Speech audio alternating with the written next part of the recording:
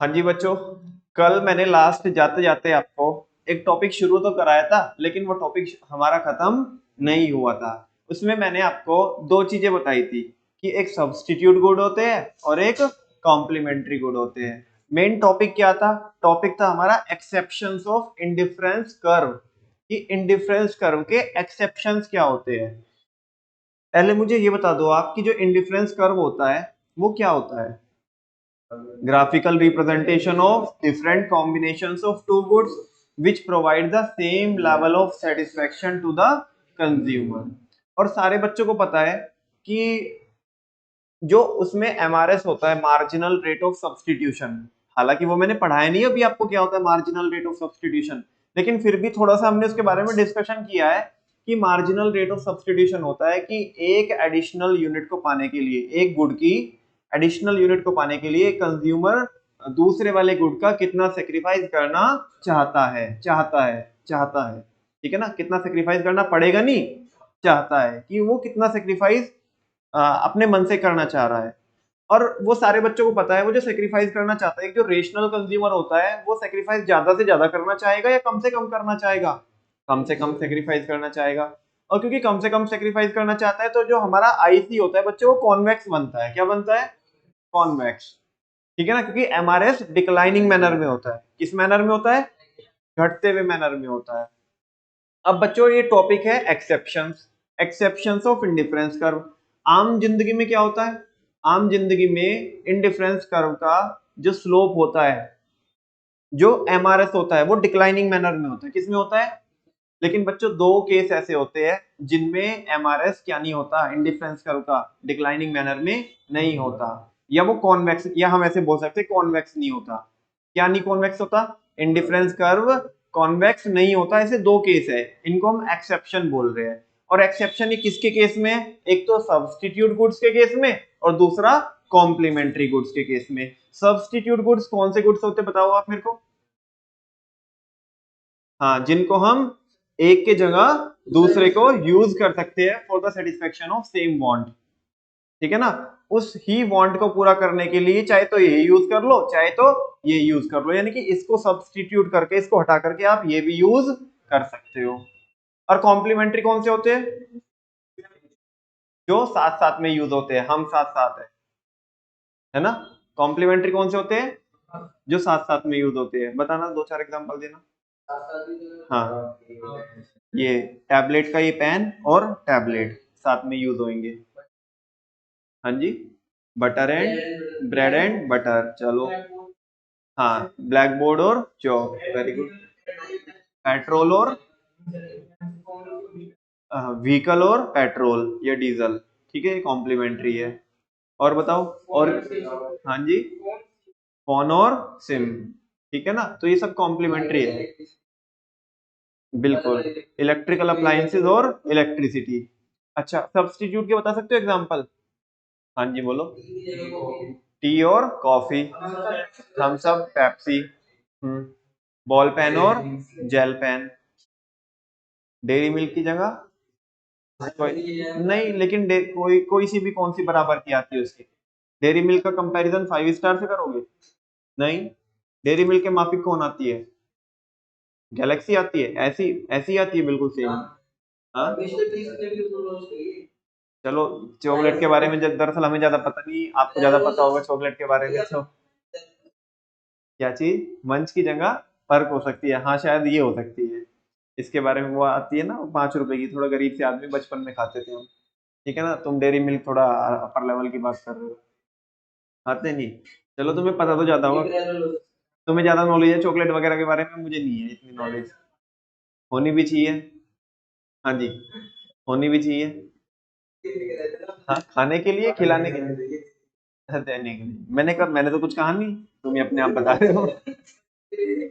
मैंने तो कुछ पूछा नहीं, तुमने ही बताया, तुमने क्लैरिफाई किया। हाँ जी। तो बच्चों, दो केस में, सब्स्टिट्यूट गुड्स के केस में और कॉम्प्लीमेंट्री गुड के केस में, जो इंडिफरेंस कर्व होता है वो कॉन्वेक्स नहीं होता। वो कैसा नहीं होता? कॉन्वेक्स नहीं होता। एक के केस में तो बच्चों क्या होता है? स्ट्रेट लाइन होता है। क्या होता है? स्ट्रेट लाइन बन जाती है इंडिफरेंस कर्व की। और दूसरे केस में वो एल शेप्ड होता है। कैसा होता है? एल शेप, अभी समझाऊंगा मैं आपको। पहले बात करते हैं सब्स्टिट्यूट की। ये तो बताओ मेरे को, सब्स्टिट्यूट गुड्स में और उसके एग्जाम्पल में तो कोई आपको डाउट नहीं है ना? अच्छा एक बात बताओ, जैसे मैंने आपको शुरू में जो एग्जाम्पल लिया था, वो चिंटी वाली कहानी सुनाई थी, याद है आपको? कौन से वाली?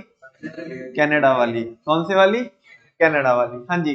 तो उसमें वो एक जीन्स को लेने के लिए साड़ी का जो सेक्रीफाइस करना चाह रही थी, पहले 6 का करना चाह रही थी, फिर 4 का, फिर वो 1 का, ऐसे करके, यानी कि कम से कम करना चाह रही थी हर बार। जो सेक्रीफाइस करना चाह रही थी वो कम से कम करना चाह रही थी।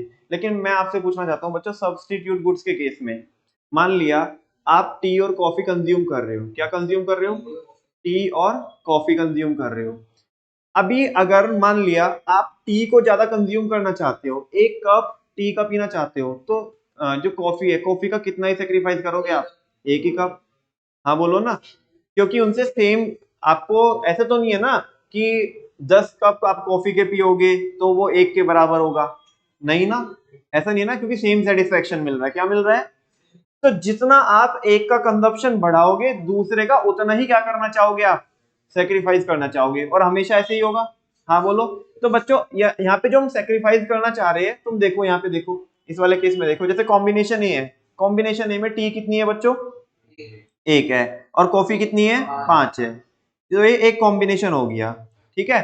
अब मैं अगर 2 टी लेना चाहता हूं, तो मैं कॉफी का कितना सेक्रीफाइस कर रहा हूं? 1 का, क्योंकि 1 का ही मैंने क्या बढ़ाया? टी को बढ़ाया, उसका कंजप्शन बढ़ाया, तो एक ही मैं सेक्रीफाइस कर रहा हूँ, किसका? कॉफी का। सेम है, अगर वापस से एक और बढ़ाया मैंने, तो एक और सेक्रीफाइस कर रहा हूँ। एक बढ़ाया, एक सेक्रीफाइस, एक इंक्रीज किया और एक सेक्रीफाइस किया। आप देख रहे होंगे जो मार्जिनल रेट ऑफ सब्स्टिट्यूशन है, यानी कि कंज्यूमर जो सेक्रीफाइस करना चाहता है, कंज्यूमर जो सेक्रीफाइस, वो हर बार इक्वल सेक्रीफाइस करना चाह रहा है, कांस्टेंट रेट से आ रहा है एमआरएस। किस रेट से आ रहा है? और बच्चों जिस भी लाइन का जो वो होता है, स्लोप होता है, वो कांस्टेंट हो जाए, क्या हो जाए? तो वो लाइन क्या हो जाएगी? स्ट्रेट हो जाएगी। क्या हो जाएगी? स्ट्रेट हो जाएगी। हमने पहले भी देखा है, जब हमने क्या पढ़ाया था आपको? पीपीसी पढ़ाया था। पीपीसी के एक्सेप्शन वाले केस में पढ़ा था कि नहीं पढ़ा था हमने? जो नॉर्मल सिचुएशन नहीं होती, और यहाँ पे भी हम इंडिफरेंस करके एक्सेप्शन में पढ़ रहे हैं। बेसिकली बच्चों ये जो मार्जिनल रेट ऑफ सब्स्टिट्यूशन है, डिक्लाइनिंग मैनर में नहीं हुआ यहाँ पे, क्योंकि एक टी को लेने के लिए मेरे को एक ही कंज्यूमर जो करना चाहता है, कॉफी का सेक्रीफाइस करना चाहता है, वो हर बार उतना ही करना चाह रहा है। या आप मुझे बताओ, क्या ऐसा हो सकता है क्या एक टी को लेने के लिए वो 2 कॉफी का सेक्रीफाइस करेगा? बिल्कुल भी नहीं करेगा, क्योंकि दोनों से एक ही वांट क्या होती है? सेटिस्फाई होती है।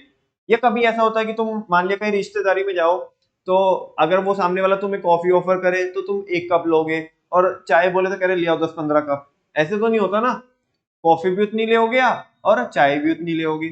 तो अगर कॉफी का कंजप्शन बढ़ाना चाह रहे हो, या अगर चाय का कंजप्शन बढ़ाना चाह रहे हो, तो जिसका भी कंजप्शन बढ़ाना चाह रहे हो, तो दूसरे वाले का आपको क्या करना पड़ेगा? उतना ही, मतलब करना पड़ेगा नहीं, सॉरी, उतना ही आप सेक्रीफाइस करना चाहोगे, क्योंकि उससे सेम वांट क्या हो रही है? सेटिस्फाई हो रही है। यस और नो? क्योंकि सब्स्टिट्यूट है ना, तो इस केस में बच्चों एमआरएस कांस्टेंट आ जाएगा। क्या आ जाएगा?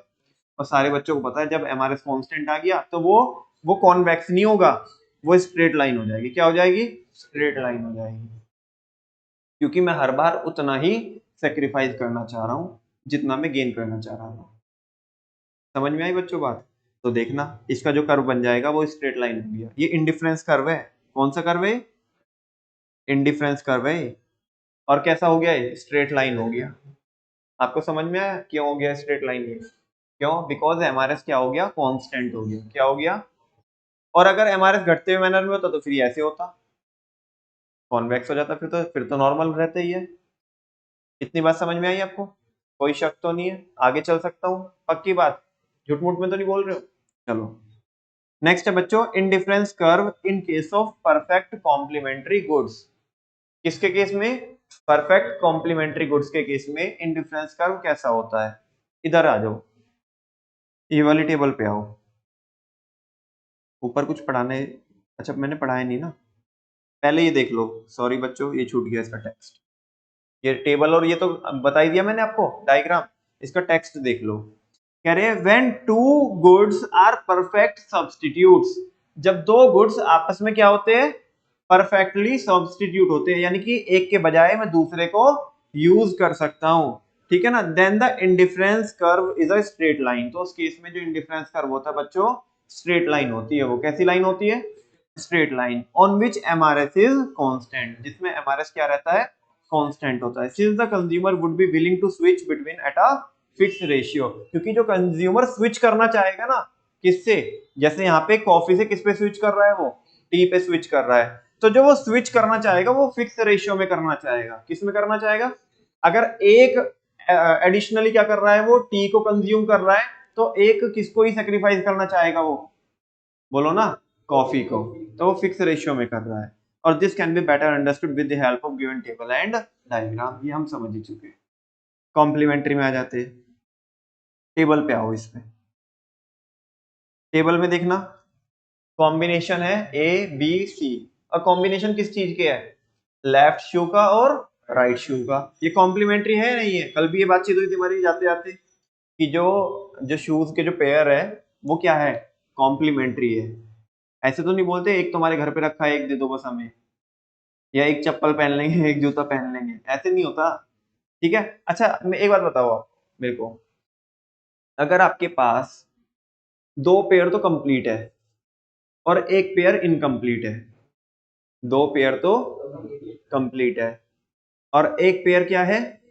इनकम्प्लीट है। बात समझ में आ रही है बच्चों?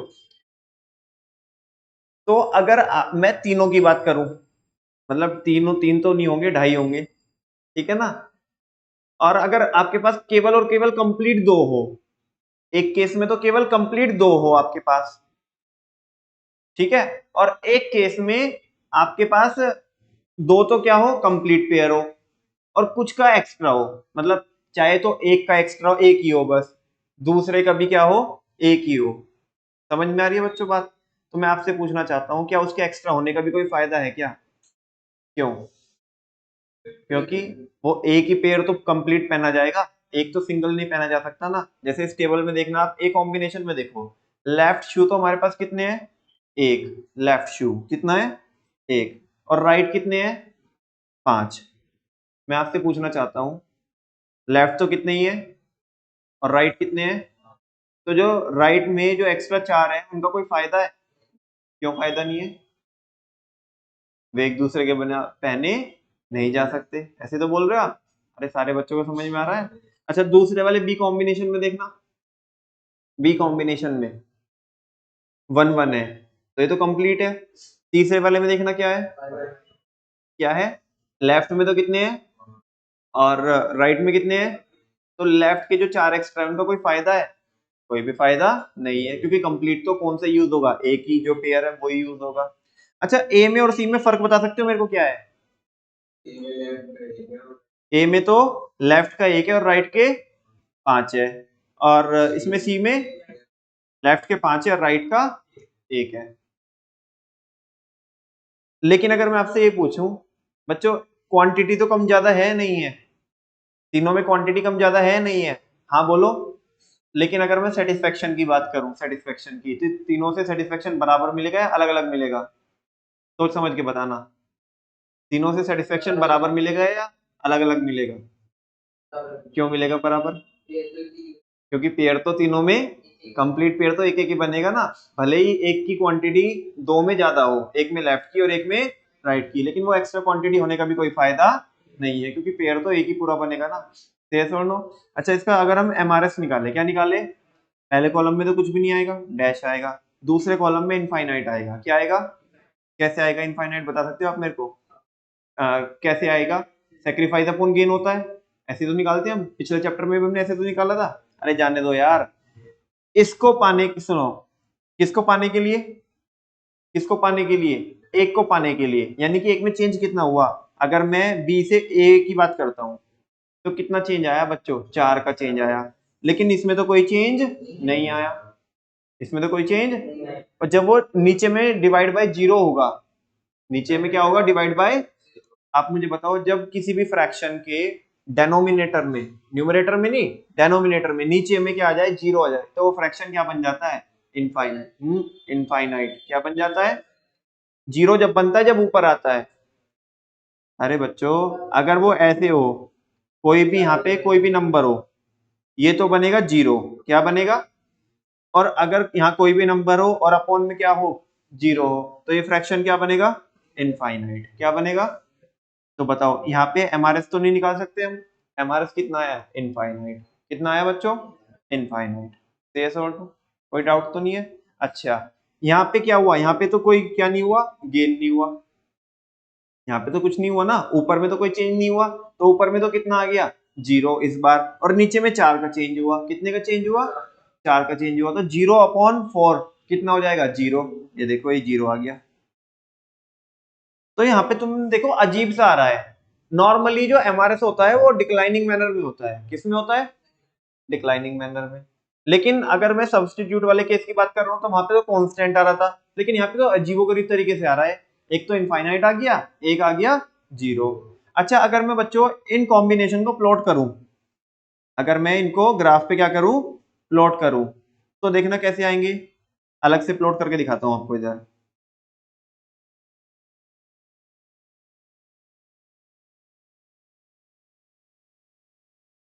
X axis origin, Y axis, यहाँ पे ले लेते हैं हम लेफ्ट, और यहाँ पे राइट। ठीक है ना, 1 2 3 4 5, 1 2 3 4 5। चलो पहला कॉम्बिनेशन प्लॉट करवाओ मेरे को। एक्स पे तो 1 चलेंगे, ये देखो एक्स पे तो 1 चलेंगे और वाई पे 5 चलेंगे, तो 1 और 5 ये यहाँ पे आ गया, ये वाला कॉम्बिनेशन बनेगा, कोई शक तो नहीं है। अच्छा दूसरा 1 और, तो ये कहाँ पे आ गया, यहाँ पे आ गया। और तीसरा 5 और 1, एक्स पे तो कितना 5 और ऊपर में y पे 1, तो ये यहाँ पे आ जाएगा ऐसे। अब मैं इनको मिलाऊंगा तो देखना, एक तो ये बन गई ये वाली लाइन ऐसे आएगी, और इसको यहाँ से मिलाऊंगा तो ये एल शेप्ड बन गया। कैसा बन गया, एल शेप्ड बन गया। बात समझ में आई। आमतौर पर इंडिफरेंस कर्व कैसा होता है बच्चों, कॉन्वेक्स होता है, लेकिन दो एक्सेप्शन होते हैं। सब्स्टिट्यूट के केस में वो स्ट्रेट लाइन हो जाती है, और कॉम्प्लीमेंट्री के केस में वो एल शेप्ड हो जाता है। कैसा हो जाता है, एल शेप। और उसका रीजन भी पता चल गया आपको, क्योंकि इनमें भले ही क्वांटिटी बच्चों ज्यादा है, ए और कॉम्बिनेशन में और सी कॉम्बिनेशन में एक एक की क्वांटिटी ज्यादा है, लेकिन उनका ज्यादा होने का भी कोई मतलब। अब एक बात बताओ, मेरे पास टैबलेट तो एक है, मैंने पेन 5 इकट्ठे कर लिए, तो 4 पेन तो एक्स्ट्रा ही है ना, उनसे कोई सेटिस्फेक्शन मिलेगा, नहीं मिलेगा ना, क्योंकि यूज तो एक टाइम पे एक ही होगा ना। सुनो, वही वाली वही है यहाँ पे। ठीक है, हाँ तो बोलो। अच्छा नोटबुक और पेन ये भी कॉम्प्लीमेंट्री हो सकते हैं ना, नहीं होंगे, नोटबुक और पेन, नोटबुक और पेन कॉम्प्लीमेंट्री नहीं है। मुझे बताओ नोटबुक का अदरवाइज क्या यूज होगा अगर पेन नहीं होगा तो, और अगर पेन होगा तो नोटबुक का क्या, अगर पेन है तो नोटबुक का मतलब क्या है, अगर हमारे पास पेन है और नोटबुक नहीं है तो पेन का क्या यूज है, और अगर हमारे पास इसका वाइस वर्सा सिचुएशन है तो उसमें भी क्या है, मतलब एक के बगैर दूसरा क्या है, अधूरा है, यानी कि हमारी अधूरी कहानी। हाँ जी, मैं नहीं बोल रहा हूँ कॉम्प्लीमेंट्री गुड्स ऐसा बोल रहे हैं, हमारी अधूरी कहानी। ठीक है, यस और नो, आई होप आपको समझ में आ गया होगा। मैं तो बता चुका, अब जल्दी से मेरे को आप एक्सप्लेन करो। पहले तो मेरे को बताओ पूरा शॉर्ट में बताओ कि इंडिफरेंस कर्व कैसा होता है, लेकिन एक्सेप्शन के केस में वो कैसे होता है। Very good. हाँ हाँ हाँ, ये स्ट्रेट लाइन हो जाएगा, कॉम्प्लीमेंट्री में ये एल शेप्ड हो जाएगा। ऐसा क्यों है, क्योंकि सब्स्टिट्यूट के केस में जो एमआरएस आता है वो डिक्लाइनिंग मैनर में नहीं आता, वो कांस्टेंट आता है, और यहाँ पे ये तो जिगजैग कुछ भी आ रहा है, पता नहीं चल रहा है, एक बार इनफाइनाइट हो गया, एक बार 0 हो गया। अच्छा एक चीज और रियलाइज कराऊं आपको बच्चों, एक चीज और रियलाइज कराऊं, इनफाइनाइट का मतलब समझे आप क्या होता है। एमआरएस क्या होता है, एमआरएस स्लोप होता है। क्या होता है, स्लोप समझते सारे बच्चे, स्लोप होता है ढाल। क्या होता है, अच्छा ये इनफाइनाइट का मतलब पता क्या है, हम बता ही नहीं सकते कि कितना ढाल है। तुम देख लो भाई, ये स्ट्रेट लाइन है, एक बात बताओ यार, कोई चीज बिल्कुल वर्टिकल है, वर्टिकल ढाल किस चीज का होता है? जब थोड़ा ऐसा रहे। हाँ बोलो ना। ये तो पूरा 90 डिग्री पे है, तो इसका तो हम ढाल बता ही नहीं सकते, स्लोप बता ही नहीं सकते। ये तो अगर तुम मान लिया ये कोई पहाड़ है, ऐसी बिल्कुल स्ट्रेट लाइन है पूरी समझो, तो तुम तो उधर ऊपर से नीचे उतरना चाहोगे तो सीधा नीचे लैंड होगे पहले बहुत नीचे आओगे फिर बहुत ऊपर जाओगे, तो बता नहीं सकते इसका स्लोप कितना है। तभी तो इसका स्लोप क्या है, इनफाइनाइट है, बता नहीं सकते। अच्छा ये तो समझ में आ गया कि इसका स्लोप है ना, ढाल इनफाइनाइट है, इसका कोई स्लोप बता ही नहीं सकते कितना स्लोप है, क्योंकि तो 90 डिग्री पे है। किस पे? और तुम देखना जो नीचे वाली लाइन है इसका स्लोप 0 है, देख लो तुम, है नहीं 0, बताना क्यों है 0?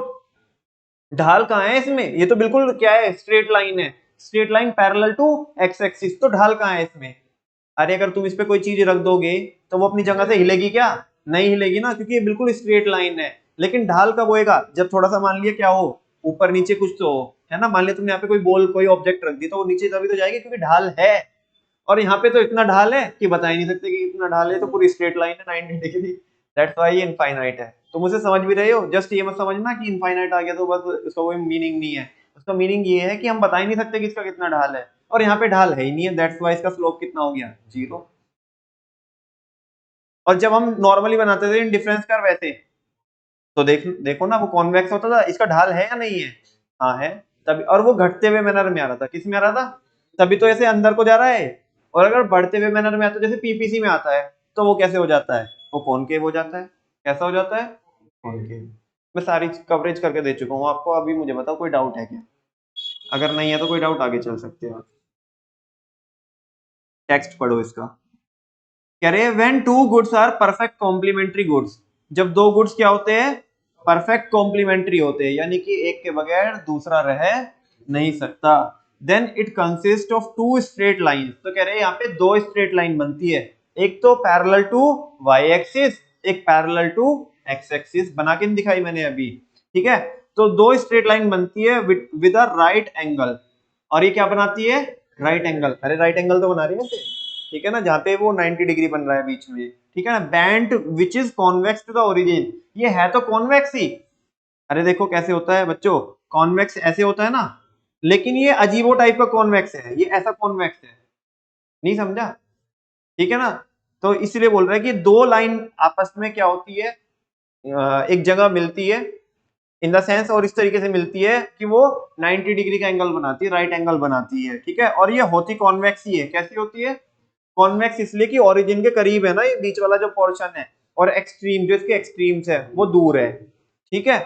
इन other words it will be L shaped, और फाइनली हम ये बोल सकते हैं कि कैसा बनता है, एल शेप्ड बनता है। For example left shoe and right shoe can be considered as perfect complementary goods. ये कैसे होते हैं, परफेक्ट कॉम्प्लीमेंट्री होते हैं। This is because the utility of a left shoe would be 0, जो लेफ्ट शू है जो एक्स्ट्रा है उससे जो यूटिलिटी मिलने वाली है हमें 0 मिलने वाला है। सर में मारेंगे क्या उसे?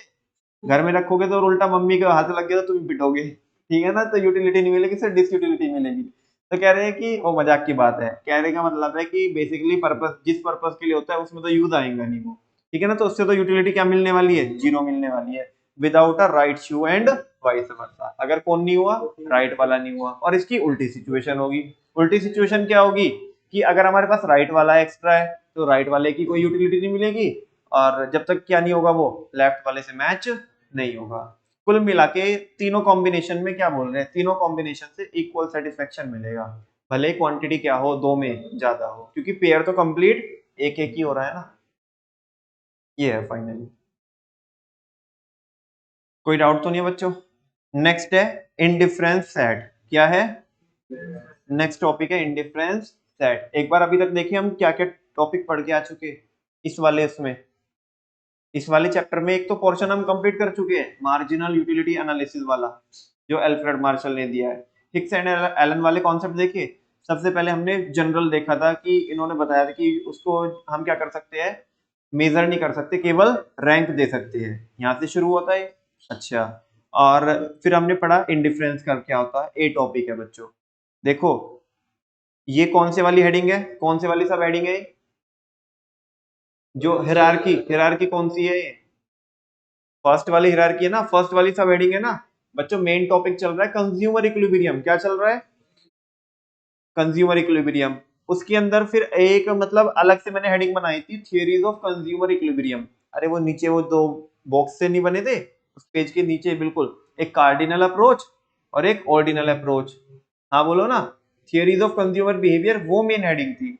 उसके डाउन में फिर एक सब हेडिंग चली पिंक वाली, कौन सी, कार्डिनल अप्रोच। कार्डिनल अप्रोच के अंदर हम सारी चीजें पढ़ के आए। ये दूसरे वाली हेडिंग है उसी की, पिंक वाले की दूसरी क्या है हेडिंग है। एक तो कार्डिनल अप्रोच के अंदर सारी चीजें पढ़ी हमने, ये क्या हो गया, ऑर्डिनल अप्रोच हो गया। अब देखो इसकी भी सब हेडिंग चल रही है, इसके अंदर भी टॉपिक्स चल रहे हैं, और पहला टॉपिक था इसके अंदर इंडिफरेंस कर्व। दूसरा टॉपिक क्या है, अब इंडिफरेंस कर्व के भी सब टॉपिक है। मैंने बताया ना जो थर्ड वाले जो लेवल है वो ब्लू कलर में है, देखो ब्लू कलर ये आ गया, प्रॉपर्टीज ऑफ इंडिफरेंस कर्व। फिर और क्या है इसमें, एक्सेप्शन है, एक्सेप्शन ऑफ इंडिफरेंस कर्व। अब इसकी भी सब हेडिंग है मस्टर्ड कलर में, कि एक तो परफेक्ट सब्स्टिट्यूट के केस में और परफेक्ट कॉम्प्लीमेंट्री के केस में। अब तुम्हें समझ में आ रहा होगा ये हेडिंग गलत लिखी हुई है नहीं लिखी हुई है, ये कौन से कलर में होनी चाहिए, येलो में होनी चाहिए, मस्टर्ड में होनी चाहिए, क्योंकि ये कॉम्प्लीमेंट उसके सब्स्टिट्यूट वाले के साथ में चल रही है ना। मैंने सही कर दी इसे अपने नोट्स में, लेकिन जब तुम्हें एप्लीकेशन का अपडेट मिलेगा तुम्हारे इसमें जब आएगी, फिलहाल तुम इसे सही कर लेना, है ना। अच्छा, अब नेक्स्ट टॉपिक है बच्चों इंडिफरेंस सेट। क्या है इंडिफरेंस सेट, ध्यान से सुनना बच्चों। इंडिफरेंस सेट, पहले कॉम्बिनेशन समझ में आया आपको, कॉम्बिनेशन, कॉम्बिनेशन बताने में कौन कौन है, ए बी सी डी। और कॉम्बिनेशन कितने से मिलके बनता है, दो गुड से मिलकर के बनता है। जैसे पहले कॉम्बिनेशन में क्या है बच्चों, एक जीन्स है और 12 साड़ी है। बी कॉम्बिनेशन में, तीसरे कॉम्बिनेशन में 3 जीन्स है और 4, और चौथे कॉम्बिनेशन में 4 जीन्स है और 3 साड़ी है। ये तो अलग अलग कॉम्बिनेशन है ए बी सी डी। और अगर बच्चों मैं ये बोलूं कि indifference set is the combination of, या is the set of, indifference set is the set of those combinations of two goods. Indifference set is the combination of या set of, indifference set word अच्छा रहेगा, उसमें confusion नहीं जाएगा। indifference set is the set of, क्या होता है, set होता है, किसका सेट होता है, of those combinations of two goods, दो गुड्स के कॉम्बिनेशन का सेट होता है। कौन से कॉम्बिनेशन का, जो कंज्यूमर को same level of satisfaction provide कराते हैं। नहीं समझ में आया, एक बार वापस से, एक बार बताओ बच्चों, चलो मैं आपको ना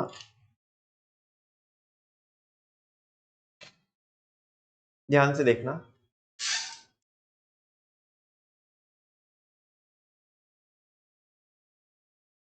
हाँ जी, देखो ये मेरे पास कई सारी चीजें है, ठीक है ना, इनके आप ग्रुप बनवा सकते हो, ग्रुप बनवा सकते हो मेरे को अलग अलग आइटम्स के, बताना कैसे। चलो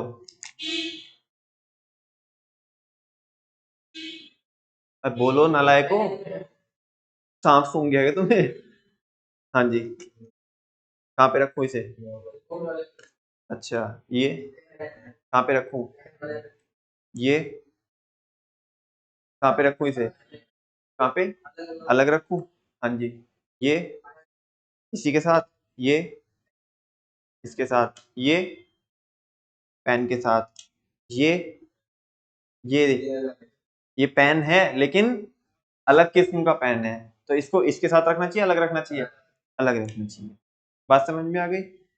अब ये ध्यान से सुनो, ये 4 कॉम्बिनेशन है, ये क्या है, समझना कि ऐसे समझो ये कॉम्बिनेशन है, कॉम्बिनेशन ए, कॉम्बिनेशन बी, कॉम्बिनेशन सी, कॉम्बिनेशन डी, जैसे मेरे यहाँ पे बने हुए। इनको मैं इकट्ठा कर दूं, मैं बोल रहा हूँ ये इनका सेट है, ये पेन का सेट है, किसका सेट है, पेन, भैया ओए बालाजी का एक पेन का सेट उठा दियो, ऐसे बोलते हैं ना, वो जो कलरफुल वाले जो पेन है, एक सेट, सेट क्या बोल रहे हैं, सेट किससे मिलकर के बना है, उसके अंदर जो पेन है उनसे मिलकर के सेट बना है ना, हाँ बोलो ना। तो इसके सेट को, मान लिया कॉम्बिनेशन है, कॉम्बिनेशन के सेट को मैं क्या बोलता हूँ, इंडिफरेंस सेट बोलता हूँ, क्या बोलता हूँ, इंडिफरेंस सेट। इसको प्रॉपर कैसे एक्सप्लेन करेंगे, indifference set is the set of, indifference set is the set of all those combinations of two goods which provide the same level of satisfaction to the consumer. My question is that what is the difference between indifference curve and indifference set? Raise your hand. Very good, बहुत अच्छे। हाँ जी, one more time. What is the difference between indifference curve and indifference set? Very good, एक बच्चा बस।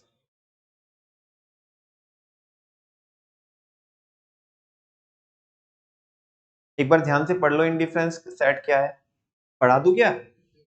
It is the set. ये क्या होता है, अब ध्यान से देखना, ये क्या होता है? It is the set. इन सबको ये सेट मैंने इकट्ठा कर लिया, ये क्या बन गया? सेट बन गया ना, ये कॉम्बिनेशन का। इट इज अ सेट, किसका सेट? Of those combinations. किसका? उन कॉम्बिनेशंस का। कॉम्बिनेशन किसका बनता है? दो गुड्स के बनते हैं combination. It is a set of those combinations of two goods that give the same level of satisfaction to the consumer. मैं आपसे पूछना चाहता हूँ, ये जो कॉम्बिनेशन, ये मैंने चिंटी वाले तो उठाए, आप मुझे बताओ चिंटी को सबसे सेम सेटिस्फेक्शन मिल रहा था या नहीं मिल रहा था? हाँ, और इन कॉम्बिनेशन के सेट को क्या बोलते हैं? Indifference set. समझा? तो अब इंडिफरेंस कर्व में और इंडिफरेंस सेट में क्या डिफरेंस हुआ, वो भी दिखाऊं, उसका टेक्स्ट दिखाऊं, पढ़ना एक बार, कर्व का दिखाऊं? वैसे तो जरूरत होनी नहीं चाहिए थी, लेकिन कोई बात नहीं, जब तुम कह रहे हो देख लो। पहले वाला बुलेट पढ़ लो, बस पहले से ही आ जाएगा आंसर। हाँ, एक सेकेंड रुको, एक बार ये दो बच्चे, वेरी गुड। सोचो बच्चों, सोचो, वेरी गुड, बहुत बढ़िया। तीन,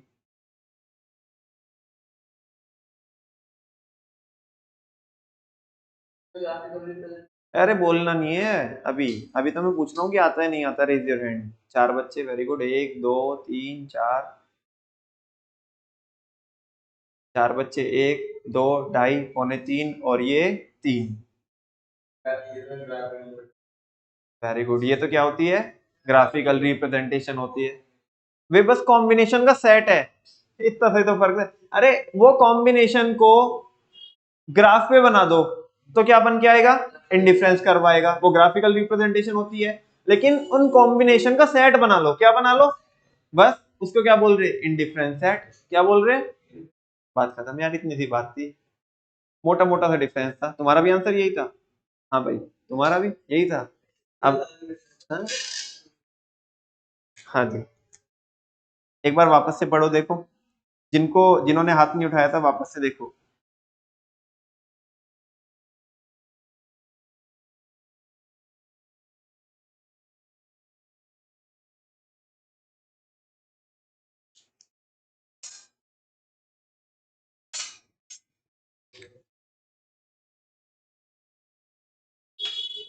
आया कुछ समझ में?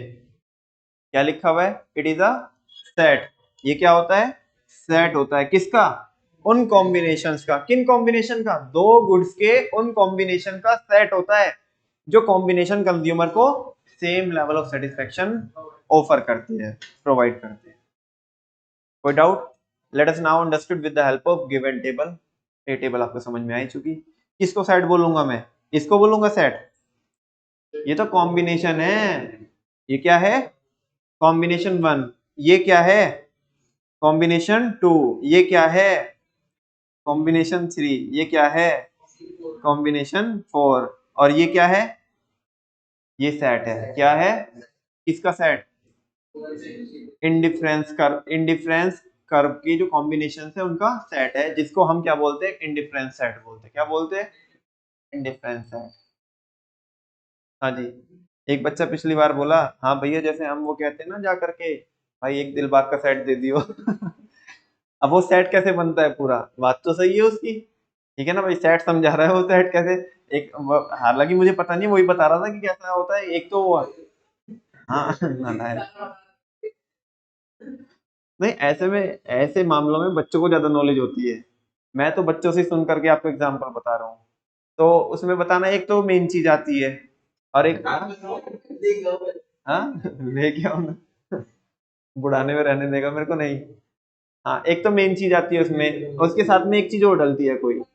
अच्छा हाँ, ये बोल रही है वाइट, वाइट पाउडर। एक व्हाइट पाउडर डलता है उसके साथ में। तो अब वो कोई भी बंदा आता है, पता नहीं, हाँ नहीं, मैंने देखा है एक दो बार लोगों को लेते हुए ऐसे, वो कहते हैं कि भाई एक सेट उठा दो, बस इतना बोलते हैं, एक सेट उठा दो। अब वो एक तो एक पाउच देता है, एक उसके साथ में दूसरा देता है, तो सेट कब बनता है पूरा? जब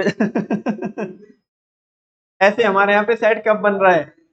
जब कॉम्बिनेशन, अलग अलग कॉम्बिनेशन को इकट्ठा मैं क्या कर रहा हूँ, उनकी इकट्ठा करके बात कर रहा हूँ, तो वो सेट बनता है। जैसे मैंने पेन के एग्जांपल में बताया था कि भाई बालाजी का एक सेट उठा दियो, ठीक है ना, तो वैसे ग्रुप हो गया। वेरी गुड, क्या हो गया? ग्रुप हो गया। या कॉम्बिनेशन की फैमिली को बोल सकते हैं, सुनो ना, अरे एक बार सुनो तो, कॉम्बिनेशन की फैमिली को क्या बोल सकते हो आप? इंडिफरेंस सेट बोल सकते हो। अच्छा नमन भैया, कल तो तुम उसे भी बोल रहे थे, कल नहीं बताया था तुमने वो, उसको भी तो तुम वही बोल रहे थे, फैमिली बोल रहे थे। किसको? इंडिफरेंस मैप को। तो वो किसकी फैमिली थी? वो इंडिफरेंस कर्व की फैमिली थी। ये इंडिफरेंस, हाँ, ये इंडिफरेंस सेट जो है ये कॉम्बिनेशन की फैमिली है। किसकी फैमिली है? दोनों में फर्क समझ में आ रहा है आपको?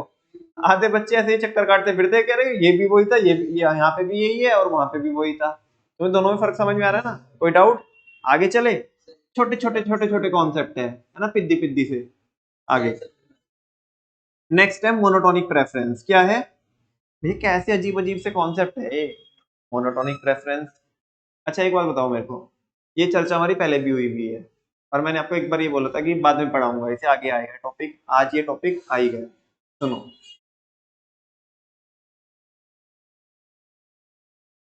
मान लिया मेरे पास एक कॉम्बिनेशन ए है, इस कॉम्बिनेशन में मेरे पास एक तो मैंगो है और एप्पल है। क्या है? मैंगो है और एप्पल है। मान लिया 10 तो मैंगो है और 5 मेरे पास कितने क्या है? एप्पल है। एक कॉम्बिनेशन बी है, इसमें 20 मैंगो है और 10 एप्पल है। मैं आपसे पूछना चाहता हूँ टोटल यूटिलिटी किस में ज्यादा होगी? कॉम्बिनेशन ए में, कॉम्बिनेशन बी में? एमयू की बात नहीं कर रहा हूँ मैं, टीयू की बात कर रहा हूँ। बी में कि ए में? बस यही मोनोटोनिक प्रेफरेंस होता है। मोनोटोनिक प्रेफरेंस ये बोलता है कि जिस भी कॉम्बिनेशन में ज्यादा क्वांटिटी होगी उससे क्या मिलेगा? हमको ज्यादा सेटिस्फेक्शन मिलेगा। बस यही मोनोटोनिक प्रेफरेंस होता है। अच्छा, मोनोटोनिक प्रेफरेंस की वजह से ही आईसी बनता है, ध्यान से सुनना, बताऊंगा अभी क्यों। मोनोटोनिक प्रेफरेंस की वजह से ही क्या बनता है? आईसी बनता है। कैसे? एक बात बताओ बच्चों, आईसी जो बनता है, मेरे को क्या करना होता है? अगर मेरे को एक का कंजप्शन बढ़ाना है तो दूसरे का क्या करना होता है? सेक्रीफाइस करना होता है। क्या करना होता है? क्यों करना होता है सेक्रीफाइस? बस मुझे बताता हूँ। Because, very good, because resources are limited. एक बात बताओ, क्या इन वाले कॉम्बिनेशन से मैं आईसी बना सकता हूँ? इन वाले कॉम्बिनेशन से आईसी नहीं बन सकता। क्यों नहीं बन सकता? क्योंकि यहाँ पे दोनों इंक्रीज हो रहे हैं। आईसी को बनाने के लिए एक इंक्रीज होना चाहिए, एक डिक्रीज होना चाहिए। अरे वहां पे सेक्रीफाइस करना होता है ना, लेकिन यहाँ पे तो दोनों क्या हो रहे हैं? अच्छा, तो मैं आईसी बना नहीं सकता। क्यों नहीं बना सकता? और मैं तो इस वाले कॉम्बिनेशन को अवेल भी नहीं कर सकता, बी वाले को। क्यों? क्यों? क्योंकि ये इसमें क्या लगेगी? इनकम ज्यादा लगेगी, और मेरी इनकम तो क्या है? लिमिटेड है। तो इसका मतलब मैं इस कॉम्बिनेशन को तो अचीव कर नहीं सकता। शायद ये मेरी इनकम के बाहर हो, शायद ये मेरी इनकम के बाहर हो, क्योंकि मैंने एट रैंडम कोई भी क्या बनाया? एक कॉम्बिनेशन बनाया। ठीक है बच्चों, अगर मेरे को सपोज दैट, फर्ज करो कि मेरे को मैंगो 20 चाहिए चाहिए मेरे को, तो भाई मेरे को तो 20 मैंगो चाहिए, तो क्या ये जरूरी है कि ये एप्पल भी बढ़ेंगे? है ना?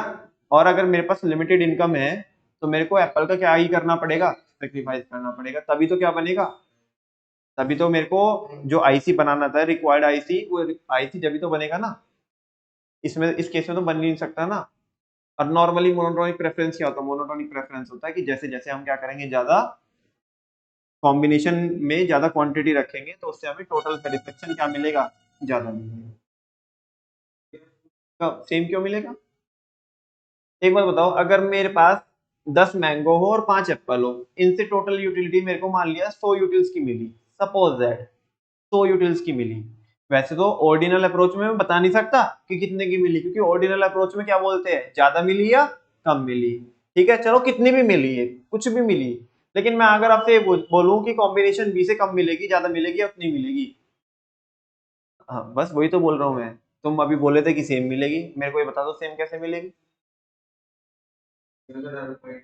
आईसी में तो होता है ना, लेकिन इसमें तो कॉम्बिनेशन में क्या है, दोनों की क्वांटिटी क्या है, ज्यादा है। जबकि आईसी में क्या होता है, एक की ज्यादा होती है, दूसरे की हमें कम करनी होती है, बिकॉज रिसोर्सेज आर। ऐसा तो हो ही नहीं सकता, मैं ए से बी पे तो जा ही नहीं सकता। क्यों नहीं जा सकता? इसका मतलब तो हो गया अंधी इनकम है, आई जाएगी इनकम, कहीं ना कहीं से आ जाएगी। रिसोर्सेज क्या है, रिसोर्सेज अनलिमिटेड है, जबकि ऐसा होता नहीं है, रिसोर्सेज तो लिमिटेड ही होती है। अगर मेरे को मैंगो का कंजप्शन बढ़ाना है तो एप्पल का मेरे को क्या करना पड़ेगा, सेक्रीफाइस करना पड़ेगा, अगर इसका प्लस करना है मेरे को। यस और नो? बस इसी की वजह से आईसी बनता है। देखो क्या होता है monotonic preference. It means that a rational consumer always prefer. Rational कौन? जो नालायक होता है, जिसको कुछ समझ में नहीं आता। कोई तो रेशनल होता है, कौन होता है? जो समझदार होता है वो रेशनल होता है ना। अच्छा चलो आप बताओ, आप समझदार हो या नहीं हो, अभी पता चल जाता है। अगर मैं आपको बोलूं कि मैं आपको एक तो कॉम्बिनेशन ए ऑफर कर रहा हूं और एक कॉम्बिनेशन बी ऑफर कर रहा हूं, आप किसको सेलेक्ट करोगे? Why B? उसमें माल ज्यादा है ना उसमें माल ज्यादा है, तो उससे ज्यादा सेटिस्फेक्शन मिलेगा, तो इसका मतलब आप समझदार हो। तो ये वही तो लिखा है इंग्लिश में। It means that a rational consumer always prefers more. एक जो रेशनल कंज्यूमर है वो हमेशा ज्यादा क्या करेगा, प्रेफर करेगा, है ना, मोर ऑफ अ कमोडिटी। किसको? ज्यादा कमोडिटी को प्रेफर करेगा, as it offers him a higher level of satisfaction, क्योंकि वो उसे क्या देगी, ज्यादा लेवल ऑफ सेटिस्फेक्शन देगी। जैसे आपने भी तो किसको चुना, बी को चुना। इन अदर वर्ड्स, दूसरे शब्दों में हम ये बोल सकते हैं monotonic preference means as consumption increases, जैसे क्या होगा, कंजप्शन इंक्रीज होगा, total utility also increases, TU भी बढ़ेगी। ये तो हम पहले भी उसमें पढ़ के आए थे, जब हमने कौन सा अप्रोच पढ़ा था, कार्डिनल अप्रोच, वहां पे भी तो पढ़ा था। जब मैं आपको वो टॉपिक पढ़ा रहा था, ये रिश्ता, उसमें यही तो था पहला पॉइंट, कि जैसे जैसे हम कंजप्शन बढ़ाएंगे तो टीयू तो बढ़ेगी। अरे अक्षरा इधर देख, और एमयू क्या होएगी, कम होएगी। समझा ना? नेक्स्ट एग्जांपल में देखना, combination A has 10 jeans and sari. If the income of the consumer rises, अगर कंज्यूमर की इनकम बढ़ जाए, then the consumer prefer combination B, तो कंज्यूमर किसको प्रेफर कर सकता है, बी को, विच हैज 15 जीन्स 13 साड़ी, जिसमें 15 जीन्स है और 13 साड़ी है। लेकिन वो उनको ले कब सकता है, जब इनकम बढ़ेगी। और ये तो तभी होगा जब इनकम बढ़ेगी, लेकिन हम तो क्या मान के चलते हैं कि रिसोर्सेज हमारे पास लिमिटेड है, और जब लिमिटेड है तो हम इसको अवेल नहीं कर सकते।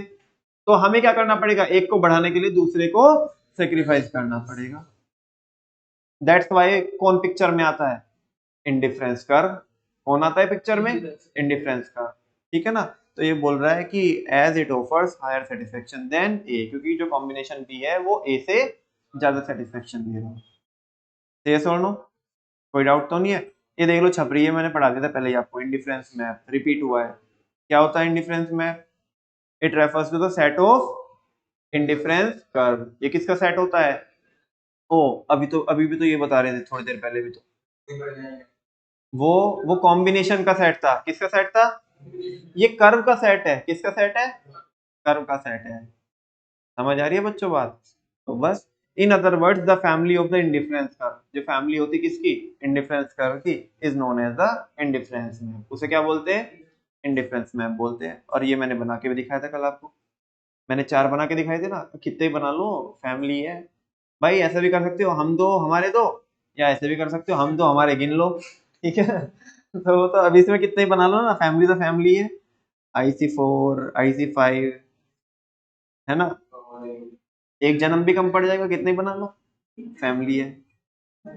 नेक्स्ट, फाइनली बच्चों एक टॉपिक है हमारा, मार्जिनल रेट ऑफ सब्स्टिट्यूशन, और इस टॉपिक को हम पढ़ेंगे कल। ठीक है ना? थैंक यू वेरी मच बच्चों, मिलते हैं कल। सॉरी एक सेकंड रुकना अभी।